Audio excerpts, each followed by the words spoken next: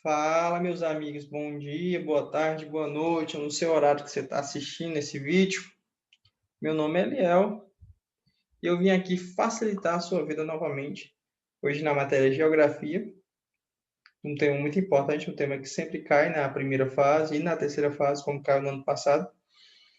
Então a gente vai estudar a Geografia da População, tá bem? Antes de começar aquela frase motivacional de sempre, né? Saber o que é certo e escolher ignorá-lo é um ato de covardia. Essa é a frase do Kakashi, que assiste Naruto, deve conhecer. Então, se você sabe que uma coisa é certa, se você sabe que deve estudar daquela forma, se você sabe que você é ruim naquela matéria, e você ignorar isso é um ato de covardia. É um ato que vai lhe prejudicar, tá bom? Então, pense nisso. Vamos aqui começar a aula, Geografia da População. Eu acho que você já está vendo a pasta aqui. Bem, galerinha, essa é a parte 1, porque a gente vai ter mais 3 partes, mais 2 partes, na verdade. A gente vai falar de migração ainda, a gente vai falar de distribuição territorial do Brasil. Um foco muito no país, tá? Porque a gente pensa sempre na terceira fase. Porque se vier uma questão de terceira fase, ela vai casar muito com a geografia da população brasileira. Não que a mundial não seja importante, mas principalmente a brasileira. Fique bom nela. Se sobrar tempinho, a gente vai para o mundial. Ok? Alguns fatores que interferem nessa distribuição populacional, como as pessoas são distribuídas no mundo. Há fatores físicos e há fatores antrópicos, tá? De atração populacional. Quais são os fatores físicos de atração populacional? Solo fértil, por exemplo, recursos hídricos, o clima favorável, a proximidade com o litoral, recursos vegetais e minerais disponíveis. Isso basicamente são os recursos físicos que atraem uma população para aquele local. Eu acho que não preciso explicar cada um deles, né? Ele é autoexplicativo. Pô, se tem um solo fértil, é claro que aquilo vai atrair uma determinada população. Existem também alguns fatores antrópicos de atração da população, como a economia dinâmica, aqui no Brasil, São Paulo é um fator de atração populacional, porque a economia lá é dinâmica, você tem como enriquecer lá se você tem um povo muito trabalhador. Qualidade de vida. Agora, eu posso dizer que uma cidadela, uma cidade pequena, tem qualidade de vida, não tem criminalidade. Paz e segurança são também fatores antrópicos que atraem determinada população, tá? Agora a gente já vai partir para a parte de teorias da geografia da população. A primeira teoria que a gente vai estudar aqui é que a gente deve ter visto na escola, né, que é a teoria malthusiana. Essa teoria malthusiana, eu lembro que uma professora de geografia me falou, e até casou com matemática, né? Eu gostava de matemática, ela falou assim: a população cresce em uma PG, enquanto os alimentos crescem em uma PA. Eu pensei que era verdade, eu até antes da diplomacia eu pensei que fosse verdade. O que é uma PG? Progressão geométrica. É uma progressão que vai dobrando a cada elemento. Já uma progressão aritmética é uma progressão que aumenta, mas de uma forma menor. Então, isso queria dizer que a população iria aumentar muito, triplicar, quadruplicar, enquanto a população só ia aumentar alguns pouquinhos.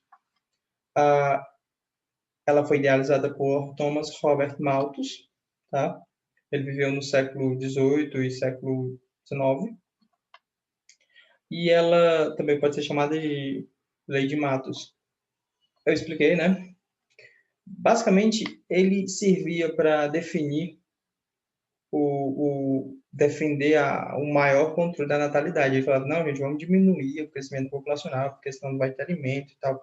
Só que assim, galera, Matos viveu numa época que não tinha tantos recursos tecnológicos para ele estudar a população mundial, tá? Então, assim, tinha várias limitações da sua teoria. Recentemente houve uma reconfiguração da sua teoria, que foi o neomalthusianismo. Elas defendiam a adoção de métodos contraceptivos. Pode-se dizer que você, se você está assistindo esse vídeo aqui, você já, com certeza, deve ter ouvido falar uma pessoa, tome um anticoncepcional, não tenha muitos filhos e tal. Esterilização, isso acontece bastante. Cada mãe de família já tem 2, 3 filhos. Aqui em casa, por exemplo, minha mãe tem 3 filhos. Ela se ligou, ela se esterilizou. E a família bem-sucedida deveria ter 1 ou 2 filhos. Essa é a teoria neomalthusiana. basicamente era incorporar determinados conceitos mais atuais à teoria de Malthus.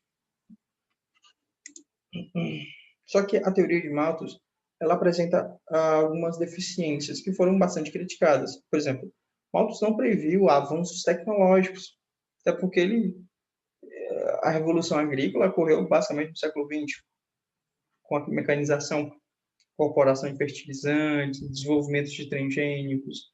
Ele não parou para pensar nisso, até porque ele não tinha meios de como pensar isso. Beber uma águazinha, né? Importante. Malthus também não previu essa queda de natalidade com a questão de segurança alimentar, segurança hospitalar, toda essa questão de prevenção. Ele não previu isso, tá? Então, tinha essa deficiência. Outra coisa é que ele não previu a urbanização tão intensa. Essa urbanização que melhorou a qualidade de vida das pessoas e, consequentemente, a mulher se inseriu no mercado de trabalho, surgiu novos métodos contraceptivos, tá? Então a mulher cada vez mais começou a ter menos filhos, diminuiu muito a população. Marcos não previu isso, tá? E surgiu uma vertente, né, que foi a teoria reformista. Basicamente, Malthus ele falava a superprodução, superpopulação gera pobreza. Já essa teoria reformista fala assim, não, a pobreza é que gera superpopulação, tá? A gente não vai fazer um contraponto disso se está certo ou está errado, até porque não é nossa competência aqui. Mas se você parar para pensar, que Malthus falava, não, gente, ter muita gente no mundo vai causar pobreza, que vai faltar alimento. Essa teoria reformista vem falar assim, não, gente, calma aí. A pobreza é que gera a superpopulação. Então, uma comunidade muito pobre não vai ter direito a saneamento, não vai ter direito a uma saúde básica, não vai ter direito a uma segurança alimentar. Então, as mulheres terão muitos filhos e os maridos não conseguirão sustentar esses filhos e muitos vão cair na marginalidade e mundo de drogas. Então, tudo isso gerará pobreza, gerará superpopulação, tá? Basicamente era isso que a teoria reformista pregava. Agora, galera, tem uma nova teoria, que é a teoria da transição demográfica, que é, de certa forma, mais aceita. Não quer dizer que não tenha outros, mas ela é uma das mais aceitas, tá? Foi idealizada por Thompson. E ela, basicamente, ela tem 4 fases, evoluções, né? Recentemente foi aceita uma 5ª fase.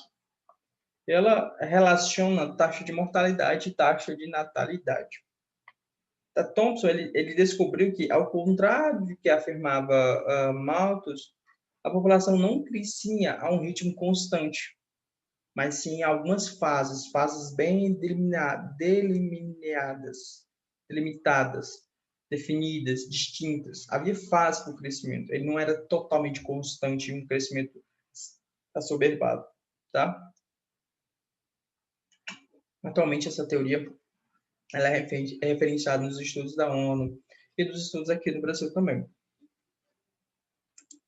Alguns conceitos antes da gente começar essa teoria. Você tem que saber disso. Isso é o básico do básico do básico, mas assim como eu aprendi hoje, na verdade não aprendi, mas eu revisei hoje, você pode estar se esquecendo de algum conceito desse. Então é sempre importante você parar e, nossa, eu não sei disso, então vamos anotar aqui no meu caderninho. Taxa de natalidade. Por que taxa de natalidade? É o número de crianças nascidas para cada 1.000 habitantes. Ok? Sempre tu pega a base de 1.000. 1.000 habitantes, nasceu quanto? Fecundidade. Número de habitantes que a mulher tem em sua vida produtiva, tá? Taxa de mortalidade é o número de mortes para cada 1.000 habitantes. Como eu falei, você pega sempre como referência 1.000 habitantes. E o que é crescimento vegetativo? É a diferença entre a taxa de natalidade e a taxa de mortalidade, ou seja, é o crescimento real da população. Aqui eu mostro para vocês graficamente como era a teoria malthusiana. A teoria malthusiana era um círculo para cima, como se fosse um crescimento constante. Já ter transição demográfica fala o seguinte, galera, vai ter uma fase que a população realmente vai estar crescendo bastante, mas vai ter outra fase que ela vai estar decrescendo muito, Tá? Então, o crescimento populacional ele era dividido em fases distintas. A aula de hoje vai ter muito gráfico, tá, galera? Eu ainda não fiz para chegar na parte de gráficos. Mas como é geografia, em geografia você estuda muito olhando gráficos, se você fosse digitar tudo que está nos gráficos, você ia perder mais tempo, né? É melhor mostrar um gráfico e falar do gráfico, né? Basicamente, aqui vai para eu tentar te explicar como é que funcionavam os estágios nessa transição demográfica e como a gente pode interpretar essa transição a partir de uma pirâmide demográfica, uma pirâmide etária. Tá? Na primeira fase, a gente percebe aqui que tem um grande crescimento, a base, que é as pessoas abaixo de 15 anos, está muito grande. Então, tem uma taxa de natalidade violenta, nasce muita criança, tá? Eu até tenho aqui explicando depois. Deixa eu botar esse slide aqui primeiro, depois eu volto. Pronto. A primeira fase, que é essa daqui, ó, estou mostrando o estágio 1, o que acontece? Há uma taxa de natalidade muito alta, isso explica por que a base está muito grande, e uma taxa de mortalidade alta também, tá? Ou seja, há um certo equilíbrio populacional. Morre muita gente, mas também nasce muita gente, tá? A segunda fase, há uma alta taxa de natalidade, a base ainda está muito grande, só que a mortalidade começa a baixar um pouco. Há um crescimento acelerado nessa fase, porque tem muita gente nascendo, tem pouca gente morrendo, a população está crescendo muito.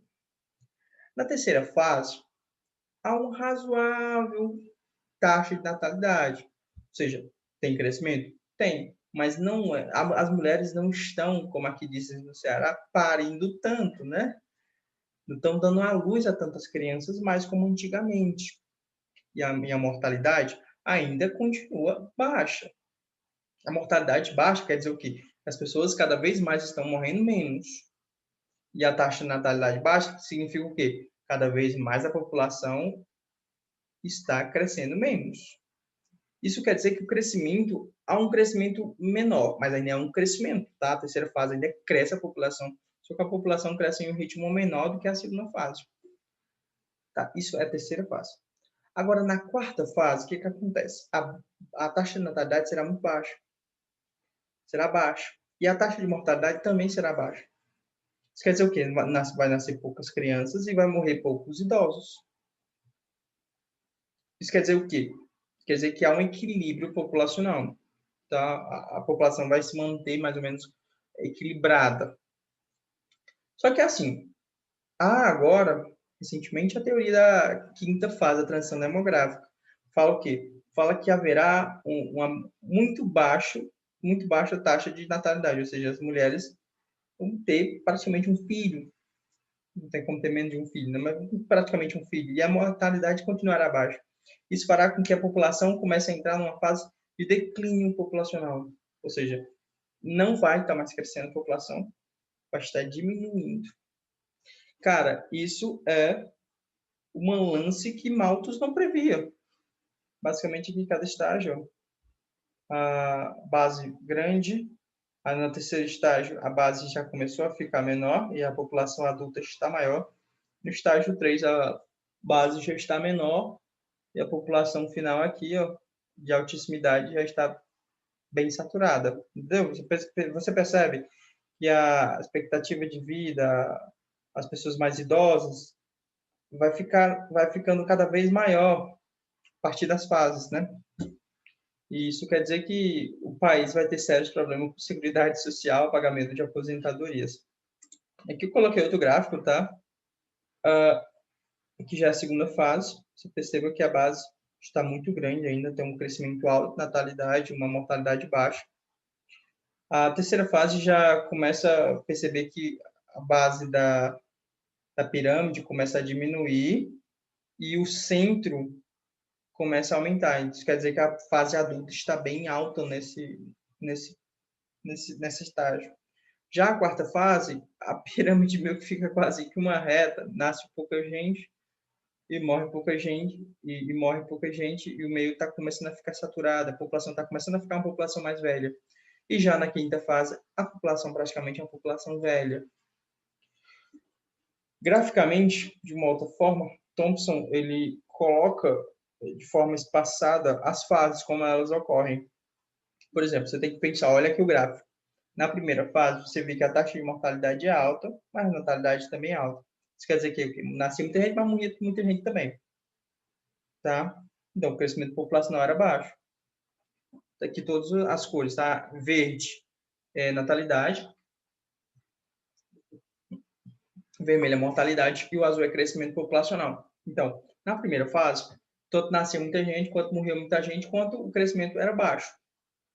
Na segunda fase, galera, que acontece? A taxa de natalidade meio que se mantém, continua alta, mas a taxa de mortalidade começa a decrescer. Isso faz com que a população cresça muito. Porque, pô, tá nascendo muita gente, tá morrendo pouca gente. Isso quer dizer que a população vai ter um gap, vai crescer bastante. Na terceira fase, a taxa de mortalidade continua caindo, meio que vai se estabilizando, e a taxa de natalidade vai começar a decrescer. Consequentemente, o crescimento populacional começa a meio que quase chegar numa constante, continua crescendo, mas já crescendo num ritmo bem menor, tá?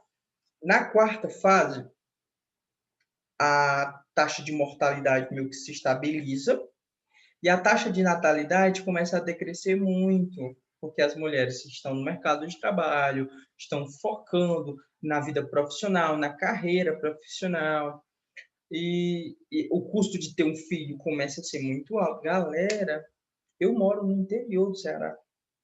Escola para criança é R$ 700. Agora tu pensa, pô, uma família que ganha um salário mínimo não pode ter muito filho, cara. Beleza, tem escola pública, beleza, mas você quer colocar na escola privada, nego não vai, cara. Porque é caro ter criança hoje em dia. Mil desculpa, meu pai. Até eu sei que é legal criança, eu adoro criança, eu amo criança, mas ter muitas crianças hoje em dia é muito caro, muito caro. Só que assim, há incentivos, né? O Brasil ainda não chegou a incentivar, mas China e Japão já estão incentivando a ter mais filhos, porque lá está até crescendo já. Mas vamos continuar. Isso quer dizer o quê? Pô, se a taxa de natalidade está baixando muito, se a taxa de mortalidade está equalizada, já está estável, e a taxa de natalidade está baixando muito, nessa quarta fase, o que a gente observa é um crescimento equilibrado, meio que constante. Está crescendo bem pouquinho, mas continua crescendo. Galera, na quinta fase, o que acontece? A taxa de natalidade cai mais, ou seja, as mulheres estão tendo cada vez menos filhos. E a taxa de mortalidade, como a taxa de mortalidade está constante, porque tem hospitais, a saúde está bem equipada e tal, então morre menos gente. Mas só que está nascendo pouca gente. Se está nascendo pouca gente, galera, o que acontece? Pô, a população começa a decrescer. É evidente que as pessoas mais velhas vão morrendo e não vai ter reposição. Isso é triste. Isso quer dizer que se a raça humana não se conscientizar, se a raça humana não voltar a ter mais filhos, infelizmente, você pode pensar que eu estou errado, mas se realmente a população mundial não começar a realmente olhar isso, cara, a raça humana tem que sobreviver, galera. Então, assim, para voltar a ter uma pirâmide um pouco mais elevada por baixo, as mulheres teriam que ter mais filhos, tá? Basicamente é isso. Fazendo um breve resumo do que eu abordei, acontece isso. Primeira fase, há uma altíssima taxa de natalidade e a mortalidade altíssima também. É meio que uma estabilidade populacional. E o contexto é uma pré-revolução industrial, antes da urbanização, antes eram zonas rurais, predominantemente antes do século XVIII, tá? Antes do século XVIII. Na segunda fase, há uma taxa de natalidade altíssima e uma taxa de mortalidade baixa. Isso faz com que haja um alto crescimento populacional. A segunda e a terceira fase estão basicamente no mesmo contexto. É uma sociedade em urbanização, evolução industrial, avanços médicos, sanitários, os países subdesenvolvidos estão nessa fase, tá? Na segunda e na terceira. A terceira fase é o quê? Há uma taxa de natalidade razoável e uma taxa de mortalidade baixa. Isso faz com que o crescimento seja um crescimento baixo, mas ainda é um crescimento, tá? A quarta fase há uma taxa de natalidade baixa e uma taxa de mortalidade baixa. Isso faz com que haja uma certa, realmente, estabilidade populacional. O contexto é um contexto pós-industrial, é um contexto de sociedade urbanizada, é um contexto de uma sociedade moderna, é um país desenvolvido. A quinta fase, mais moderna, né?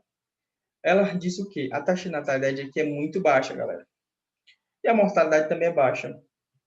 Ou seja, está nascendo menos gente, a população vai diminuir.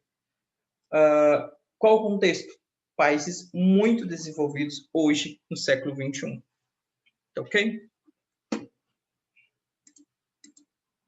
Agora vamos falar um pouquinho do Brasil, que é o Brasil.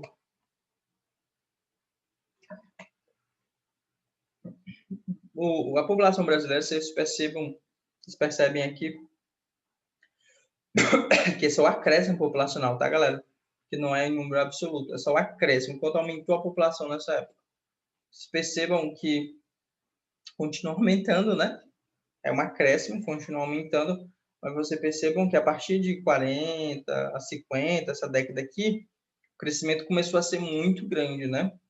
Até a década de 70, meados de 70, 80, o crescimento foi muito grande. Muito grande. E agora vocês podem perceber que tá meio que o acréscimo está diminuindo. Isso não quer dizer o quê? Que de acordo com a ONU, vamos só noções gerais.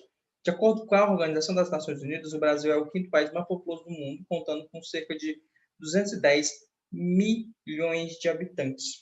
Tá, eu vou até pesquisar aqui para dizer os países mais populosos do mundo.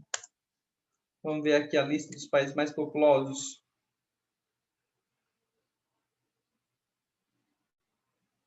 Deixa eu ver. Vamos lá, galerinha. Pronto. Primeiro é a China, tem... Aqui são dados de 2020, tá? 1,4 bilhões de pessoas a China tem. Depois vem a Índia com 1,3 bilhões de pessoas. Depois vem os Estados Unidos com 329 milhões. E depois vem a Indonésia, galera. A Indonésia está com 266 milhões de pessoas. E o Brasil vem em sexto. Quinto vem o Paquistão, galera. O Paquistão tem 220 milhões de pessoas. E o sexto vem o Brasil, com 211 milhões de pessoas. Caralho, o Paquistão passou o Brasil. Caralho, não sabia que o Paquistão tinha tanta gente assim, não. Mas vamos lá, vamos voltar. Eu não sei se está mostrando aqui essa tabela para vocês. Eu não sei como é que faz aqui. Eu vou tentar mostrar. Pronto, tá aqui a tabela. Vocês estão vendo, né? Eu acho que estão, não tem ninguém nessa live. Mas, ó, China, Índia, Estados Unidos, Indonésia, Paquistão e o Brasil vem em sexto. Logo abaixo, o Brasil vem Nigéria, Bangladesh, Rússia, México, Japão, Filipinas, Egito, Etiópia, tá? O menor país... Caraca! O Vaticano já tem 800 e... Não, velho, mentira que só tem isso. Deixa eu ver aqui. Nairu tem 11 mil pessoas. 11 milhões de pessoas, né? Tá em milhões. Não, pô, é 11 mil pessoas mesmo. Caralho, velho. Mônaco, 38 mil pessoas. Tonga só tem 100 mil. Caralho, vamos voltar, porque eu fico besta com essas estimativas. Como é que tem alguns países com tanta gente, né? E outros com tão pouco. Mas vamos voltar aqui, vamos para a nossa apresentação. Só um instante, galera. Pronto, agora eu consigo compartilhar aqui novamente. Então vamos dar segmento. O Brasil não é o quinto, o Brasil é o sexto país mais populoso do mundo, contando com mais de 210 Aqui tem 211 milhões de pessoas, de habitantes, tá? O Brasil ele passou a ter essa pirâmide etária bem semelhante a países capitalistas centrais, desenvolvidos, tá? Para você ter uma pequena noção, o primeiro censo de 1872, o Brasil tinha em torno de menos de 10 milhões de pessoas, de habitantes. O que acontece? Ah, meu pai. Nessa época, a população era rural, majoritariamente rural. O Brasil, ele, nessa época, né, em 1872, o Brasil vivia na primeira fase de transição demográfica de Thompson. É bom você citar a primeira fase demográfica de Thompson. Isso já caiu na própria terceira fase. Apesar do grande crescimento de 1892 a 1990, um aumento de 44%, esse acréscimo também pode ser explicado por vários imigrantes europeus para o Brasil. Não que a população tenha crescido e os imigrantes tenham sido, nossa, 100 milhões de imigrantes. Não, mas teve uma parcela significativa de imigrantes. Tá? Mas, assim, a gente vai pegar um lapso temporal, a partir de 1930, houve um certo esforço privado e governamental para industrializar o país. Tá? E dessa forma você percebeu uma migração do pessoal do campo para a cidade.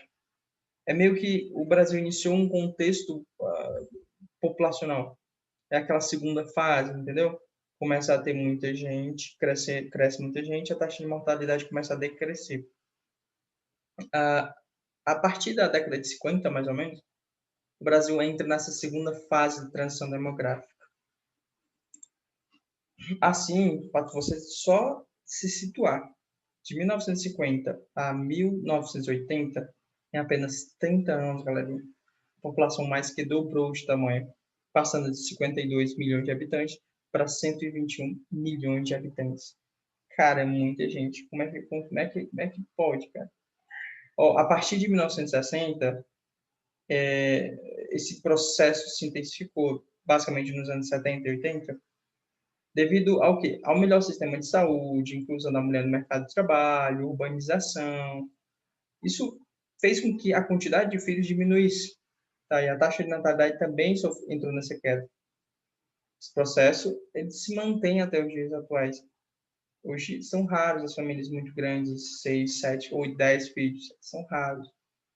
Tá? Então, o Brasil ele meio que passou nesse período por uma transição da segunda fase para a terceira fase de transição demográfica. A população está crescendo com velocidade inferior às décadas anteriores. É evidente, né? A população cresce, mas é em um ritmo inferior às décadas passadas.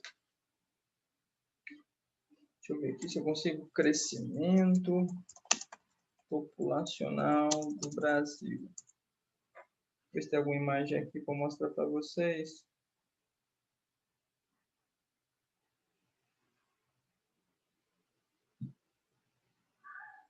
Pronto, eu vou compartilhar aqui com vocês a tela novamente, só para mostrar essa parte. Vou botar lá. Crescimento populacional do Brasil. A taxa de crescimento. Vamos lá, vocês percebam. 1960, taxa de crescimento 2,9%. Essa é uma taxa alta. Aí vocês olhem aqui, até aqui está dizendo o Brasil. Vocês podem perceber que a taxa vai só diminuindo com o tempo. E vocês podem olhar aqui do lado, população, taxa de natalidade e tal. Vai mudando, ó, vai mudando, entendeu? É massa, cara. Deve ser o Wikipedia, né? Deixa eu ver aqui se eu consigo entrar.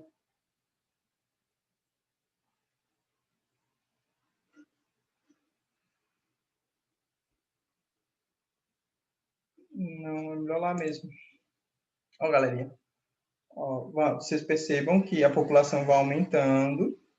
A taxa de fertilidade aqui nos anos de 70, 69, 70, está de 5 filhos por mulher. Começa a diminuir, ó, na década de 70, 4. Aqui na década de 1980, a taxa de fertilidade já cai para 3 filhos. expectativa de vida aumenta. Vocês percebam que a expectativa de vida, ó, vai só aumentando. A população vai aumentando também, beleza. Mas a taxa de fertilidade vai diminuindo. Então, ó, 2 filhos, que já é que ano? A partir de 2000, a taxa de crescimento do Brasil é 1,4%. A taxa de fertilidade 2,3%. É mais ou menos 2 filhos por mulher. Expectativa de vida 30 anos. Tá? Vamos continuar aqui. 2010, o brasileiro só tem mais ou menos um filho, quase 2 filhos, né? Expectativa de vida 73 anos. População só aumentando. E aqui fechou em 2018, né? 2017. A taxa de fertilidade 1,7 filhos, expectativa de vida 75 anos. É muito louco, cara. 2018 não tem esses dados ainda. Vou voltar aqui para a minha apresentação, tá? Só para vocês sentirem como é que é bom estudar geografia e ver esses gráficos. Pô, geografia só sobrevive com gráfico, cara. Aí que eu vou botar na aba correta para mostrar para vocês. Então, geografia é massa, né, cara? Eu gosto de geografia também. Tá aqui ó, a evolução populacional do Brasil de 1950 a 2010. Aqui é o último censo populacional do Brasil, 2010. Urbano, né? Rural já teve agora, 2017. Ó, vocês percebam que a taxa de fecundidade, ela declina com o tempo, tá? A taxa de mortalidade também vai declinando com o tempo. A taxa de natalidade estava altíssima até 1960. A gente viu, né, que estava em 5 filhos por mulher no Brasil. Começa a decair, 70, 80 também, 90, 2000, 2010. É uma decrescente. Tá? Até 1960 crescia, depois começou a decair. Vocês percebem que a população também cresce, mas é aquela história, ela não cresce a um nível tão grande, proporcionalmente tão grande. Crescer cresce, mas a um ritmo menor. Que eu mostrei novamente a pirâmide etária do Brasil. Aqui já são projeções, que é 1950, muitas mulheres parindo. É porque aqui no Ceará a gente chama parir, tá? Tem lugar que é dar luz, é parto, né? O parto da criança. 2019, como é que tá a pirâmide? Tem muita gente aqui, vocês percebam que tem muita gente aqui no meio, fase adulta, tá? Depois começar a ter mais adultos do que crianças no mundo, no Brasil. Já nessa fase aqui, vocês percebam que já tem muita gente adulta, já numa fase adulta quase idosa e poucas crianças. Vai chegar aqui é projeções, tá bom, galera? Pode ter algum evento catastrófico, alguma coisa assim do tipo. Mas vai nos mostrar que a banda idosa, né, o topo da pirâmide, vai ficar maior do que a base. Ou seja, vai ter mais pessoas idosas do que gente nova no Brasil. Aqui eu tentei mostrar a taxa de envelhecimento da população brasileira, tá? Vocês podem perceber que esse vermelho aqui é de 15 anos a 64 anos. Esse azul é de 0 a 14 anos e esse verde é mais de 65 anos. Preste atenção. O vermelho, olha para o vermelho, que é a população adulta. A população adulta, em 1950, aumentou, né? Começou a aumentar, 2000 chegou no máximo, quase chegou no máximo. A gente está aqui no máximo, ó.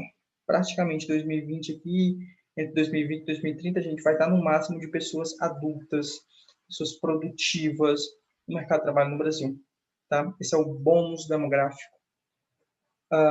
Mas vocês percebam que a taxa de pessoas com mais de 65 anos de idade vem crescendo muito, muito, muito. Vai atingir seu ápice lá para 2070, por aí, vai atingir um máximo de pessoas idosas, depois vai começar a cair também. Isso por quê, gente? Porque a quantidade de crianças atingiu seu máximo um pouco antes dos anos 2000. A quantidade de crianças está diminuindo. Ou seja, essa quantidade de crianças está diminuindo, futuramente vai ter menos pessoas adultas trabalhando. Ou seja, o bônus demográfico Acabou-se, tá? É lindo geografia é lindo, cara. Eu trouxe alguns dados do IBGE, tá?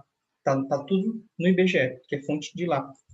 Ele fala que a população brasileira manteve a tendência de envelhecimento dos últimos anos e ganhou quase 5 milhões de idosos desde 2012, superando a marca de 30 milhões de idosos em 2017, tá? Segundo a pesquisa de amostra domiciliar contínua, a PNAD, né? Uma pesquisa que tem no IBGE. Então, assim, em 2017, é um dado legal para você colocar no seu grau. Segundo o IBGE, a população idosa no Brasil já ultrapassa 30 milhões de pessoas em 2017. A relação entre a porcentagem de idosos e de jovens é chamada de índice de envelhecimento. É um bom dado para poder cair na primeira fase, tá? Ah, deve aumentar de 43% aqui em 2018 para 173% em 2060. Ou seja, cara, vai ter muito idoso para pouco jovem. Vocês podem ver que eu vou estar velho em 2060. Já vou ter 65 anos de idade. Eu estou com 23, né? Ah, expectativa de vida. Aqui eu botei alguns países para comparar. Mas vocês percebam que o feminino sempre tem uma expectativa de vida maior, né? Pô, claro, mulheres são mais conscientes, as mulheres não fazem tanta besteira como um faz, as mulheres se organizam mais financeiramente, emocionalmente, alimentarmente. Então, elas vivem mais do que os homens, tá? Então, a população mundial, a 2050 vai atingir o seu 2100, está projetado aqui para as pessoas viverem quase 90 anos de idade. No Brasil, vocês percebam que a expectativa de vida brasileira está igual com os outros países da América Latina e da América do Sul como um todo, né? Trouxe alguns dados do IBGE. A expectativa de vida aumentou em 3 meses em 2019, em relação a 2018, atingindo, isso aqui é a expectativa média, 76 anos de idade, tá? A expectativa dos homens é 73 e das mulheres é 80. Às vezes você vê que não muda, né? Mulheres vão viver mais nesse mundo, galera. Em 1980, cada 1.000 habitantes que chegavam a 60 anos, 344 atingiam os 80 anos de idade. Ou seja, pouquíssimas pessoas. Em 2019, de cada 1.000 pessoas que atingem 60, 600 atingem a média da expectativa de vida no Brasil. Ou seja, quase todo mundo, né? A mortalidade infantil caiu de 12 mil em 2018 para 11 mil em 2019. Ou seja, morreram 11 mil crianças menos de um ano em 2019. Por uma população de 210 milhões de habitantes, assim, por 11 mil pessoas, criancinha, né, cara? É foda isso, mas é uma taxa bem baixa. A mortalidade na infância, que é crianças até 5 anos, caiu de 14.400 para 14 mil em 2019. Ou seja, juntando os dois aí, morreram em torno de quase 30 mil crianças até 5 anos de idade. A menor taxa de mortalidade no Brasil, lembrem disso, é o Espírito Santo, tá? Morre 7 a cada mil crianças. E a maior é no Amapá, morre 22 a cada 1.000 crianças. Aqui eu coloquei para mostrar para vocês que há uma certa diferença da expectativa de vida nos países. Presta atenção, a média aqui é 76,6, mas alguns países como o Sul aqui, ó, a média é maior do que 77. Rio Grande do Sul, Paraná, Santa Catarina eu acho que é a maior. Santa Catarina é a maior. São Paulo, Minas Gerais, Espírito Santo, DF, todos aqui estão maiores que a média mundial. O Ceará está abaixo da média, assim como alguns países do Nordeste e do Norte, tá? Aqui eu coloquei a diminuição da taxa de fecundidade e mortalidade. No Brasil, esse azul aqui, ó, vocês percebam que a taxa de fertilidade brasileira já está bem menor e já está começando a se estabilizar, até porque está aí um filho, né? Se for baixar, a pessoa tá, eu vou ter metade de um filho, não tem como. Então, meio que está se estabilizando. A maioria das mulheres, a média geral brasileira é um... Deixa eu ver se eu coloquei aqui. Não coloquei. Deixa eu ver a taxa de fecundidade. Hoje. Ver se tem dizendo aqui. Eu procurei aqui no IBGE, é 1,9 filho por mulher, estando abaixo da taxa de reposição, que é 1,1 filho por mulher. Tá, mas deixa eu ver aqui se tem taxa de fecundidade, porque a taxa de fecundidade no IBGE, ela não está tão atualizada. Está até 2015, eu até coloquei esse gráfico aqui. Em 2015 a taxa já estava abaixo de 2, que 2,1, que é a taxa de reposição. Em alguns países aqui eu coloquei, a taxa de mortalidade também está bem baixa, principalmente do Brasil. Aqui a taxa de fecundidade de 2000. Vocês percebam que o Brasil, meio que em 2004, ele saiu da taxa de reposição, tá? E a partir de 2004 o Brasil está abaixo da taxa de reposição. E, galerinha, por fim, eu coloquei alguns dados que eu peguei na BBC de a quantidade de filhos por cada mulher, né? Que é a taxa de fecundidade. Só que eu peguei global, tá? Para vocês sentirem. Em 1950, a taxa estava em torno de 4,5, que é global. Hoje em dia, 2017, aqui está até 2017, mas está quase chegando na taxa de reposição, que é global, galera, global. Coloquei alguns países onde as mulheres têm menos filhos. China, 1 filho. Taiwan, 1 filho. Coreia, 1,2 filhos. Bósnia, Polônia, Japão, Porto Rico, Tailândia. São países, a maioria asiáticos, né? Maioria asiáticos. E aqui, onde as mulheres têm mais filhos. Níger, Somália, Mali, Afeganistão, Sudão do Sul, Uganda, Angola, a maioria de países africanos. Eu te desafio a pensar por quê. Por que isso ocorre? Se não quiser responder aqui nos comentários, me responde no Instagram, Léo Madeiro, ou algum eixo de comunicação que você possa ter comigo. Mas pausa o seu vídeo que eu vou dar a resposta. Esses países que têm a taxa de natalidade muito alta, é porque eles vivem naquela transição demográfica ainda deixa eu mostrar aqui para vocês graficamente, transmissão tá nascendo muita gente, mas está morrendo pouca gente, e a taxa de mortalidade está começando a diminuir, ou seja, está passando da 1 para 2, tá? Fase 1 para fase 2. É lindo já, a geografia começa a se conectar e tudo dá certo. Bem, galera, o vídeo ficou um pouco extenso.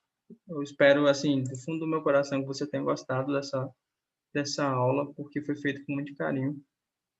E eu aprendi bastante fazendo essa aula. Apesar de não parecer, mas eu aprendi bastante fazendo ela. E antes de finalizar, eu queria deixar aquela frase motivacional que você gosta. Se você não gosta do seu destino, não aceite. Em vez disso, tenha a coragem de o mudar do jeito que você quer que seja. Então, se você começou a reprovar no CCD e você não quer esse destino de reprovação, de desistência, mude as suas atitudes e faça da forma como você quer. Se quer passar no CSD, então procure meios, mude o seu destino. Não seja um fracassado, não seja um desistente. Persevere que um dia você vai conseguir. No mais, era isso, galerinha. Se você gostou desse vídeo, senta a curtida aqui, siga o canal, compartilhe com algum amigo que também esteja estudando para diplomacia. E, se Deus quiser, nos veremos lá no Instituto Rio Branco. Abraço e até mais.